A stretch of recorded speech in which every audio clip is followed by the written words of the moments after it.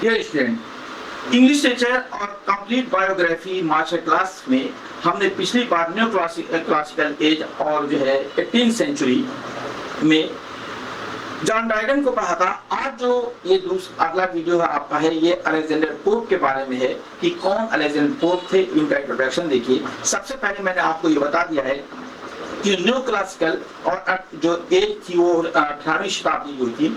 इसे साहित्य वर्ग और व्यवस्था का एक स्पष्ट आधार माना जाता है। अलेक्जेंडर पोप और जॉन ड्राइडन जैसे लेखकों ने इसमें व्यंग और जो है नियमों पर आधारित लेखन का कार्य किया था। ये आप ऑलरेडी पहले वीडियो में भी जानते हैं।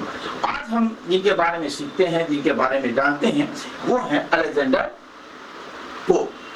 ये आपने पहले से जान लिया है, इसको देखिए अलेक्जेंडर पोप। अगर हम इनके बारे में जानते हैं, इनका इंट्रोडक्शन दे दीजिए, शॉर्ट इंट्रोडक्शन दे देते हैं। अगस्टिन एज के ये सबसे प्रसिद्ध कवि हैं।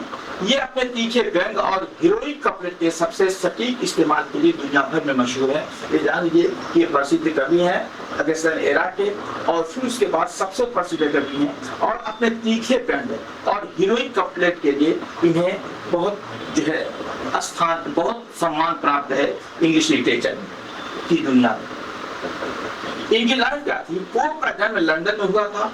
बचपन में पॉट्स डिजीज, रीढ़ की हड्डी का एक ट्यूबरकुलोसिस एक बीमारी हो रही है, उसी के कारण इनका कद छोटा रह गया था और ये पुअर हो गए थे। कैथोलिक होने के कारण इन्हें यूनिवर्सिटी में एडमिशन नहीं मिला, इसलिए इन्होंने घर पर ही खुद से पढ़ाई की।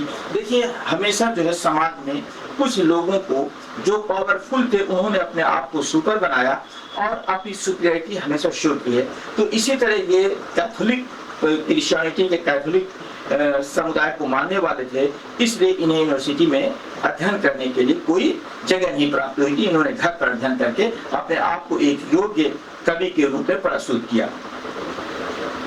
इनके मेजर वर्क की बात करते हैं तो the rape of the lock 1712 में लिखा गया था। इंग्लिश लिटरेचर की सबसे बेहतरीन मॉक हीरोइक पोएम है रेप ऑफ द लॉक। बहुत है शानदार ये जो एक कृति है, इसको आप अध्ययन कीजिएगा। इनके बहुत शानदार ये टॉपिक पर इन्होंने लिखा है और इसमें समाज में किस तरीके से दिखाया गया है कि लोग शोबाजी में क्या करते हैं, कैसे करते हैं, इन सारी चीजों को इसमें दिखाया गया है। ये एक वास्तविक घटना पर आधारित है, जहाँ लॉर्ड पैल्टन ने बेलिंडा नाम की लड़की के बालों की एक लॉक जो जूला होता है, पीछे औरतें बांधी रहती हैं, उसी को लॉक को जबरदस्ती काट दी थी।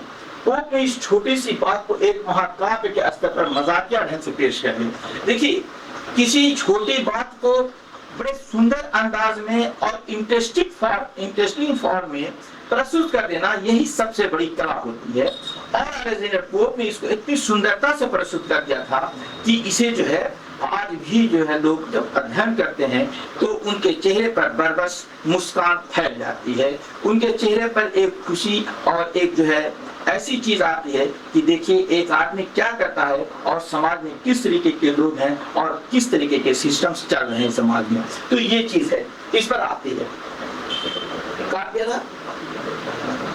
इसमें एन की टीसीजा, इसमें इन्होंने कविता और आलोचना के नियम बताए हैं। इन्होंने एक एनएसए ऑन क्रिटिसिज्म लिखा है। इसमें जो है कविता पर किस तरह आलोचना की जाती है, क्रिटिसाइज कैसे किया जाता है, उसके उसूल बताए हैं। इसी में इनका प्रसिद्ध कोट है, a little learning is a dangerous thing, यानी नीम हकीम खतरे जान। देखिए, ये खतरे जान है, ये फारसी का आ गया है यहाँ पर, जो हम लोग आमतौर से बोलते हैं नीम हकीम खतरे जान। तो ये a little learning is a dangerous thing.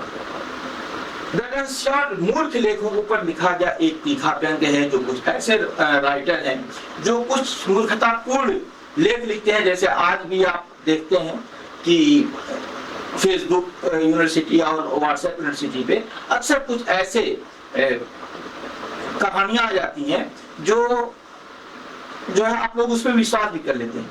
मैं पढ़े लिखे लोगों के बारे में जानता हूं कि उन्होंने उस पर तुरंत विश्वास कर लिया।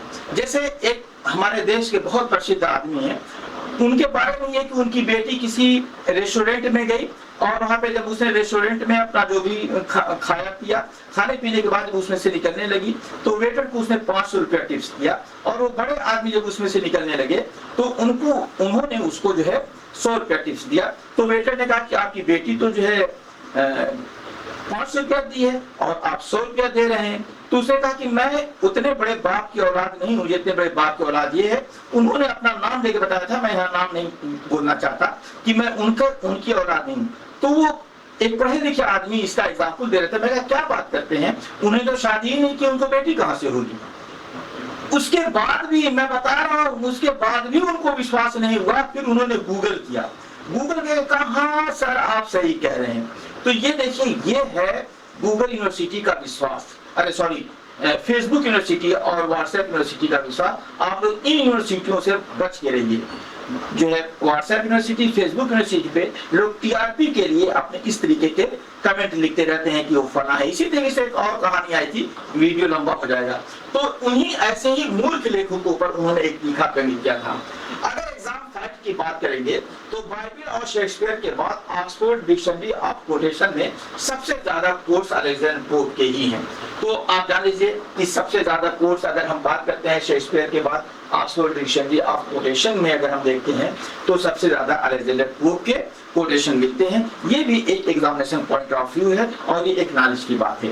तो दोस्तों ये वीडियो अलेक्जेंडर पोप पे था। अलेक्जेंडर पोप के बारे में मैंने आपको हिंदी में बता दिया है ताकि आपको आसानी हो समझने के लिए। विशेष प्रकार से ये हमारे यूपी और बिहार की स्टूडेंट के लिए बहुत ही महत्वपूर्ण होगा, क्योंकि इस तरीके की वीडियो आपको पूरे यूट्यूब पे नहीं मिलेगी। तो इस वीडियो को पूरी देखिए और जो है इसी तरीके की वीडियो पाने के लिए लिट लर्न बाय दिलशाद को सब्सक्राइब कर लीजिए, बेल आइकन प्रेस कर लीजिए ताकि आपको नए नोटिफिकेशन और नए तरह के वीडियो मिलते रहें। मिलते हैं अगले वीडियो में। Thank you.